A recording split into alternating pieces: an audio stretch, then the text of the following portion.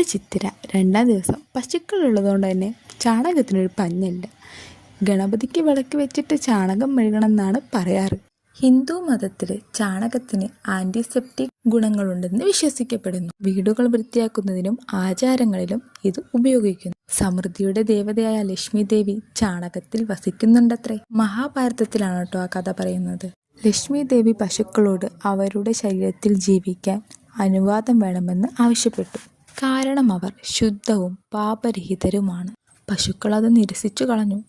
ലക്ഷ്മി മാതാവ് പറഞ്ഞു, മറ്റുള്ളവർ തന്നെ പരിഹസിക്കുമെന്ന്. തൻ്റെ അഭ്യർത്ഥന സ്വീകരിക്കാൻ അവരോട് അപേക്ഷിച്ചു. തുടർന്ന് പശുക്കൾ അവളെ ചാണകത്തിലും മൂത്രത്തിലും ജീവിക്കാൻ അനുവദിക്കുന്നു. ഇങ്ങനെയൊക്കെ ഐതിഹ്യങ്ങളുണ്ട് കേട്ടോ. വന്നിച്ചില്ലെങ്കിലും നിന്ദിക്കാൻ പാടില്ല കേട്ടോ. അങ്ങനെ പാറുട്ടിക്കുള്ള പൂവുള്ള സമയമായി. അപ്പോൾ വീഡിയോ ഇഷ്ടപ്പെട്ടാൽ ലൈക്ക് ചെയ്യാനും സബ്സ്ക്രൈബ് ചെയ്യാനും മറക്കരുതേ. കൂടെ കൂട്ടണേ.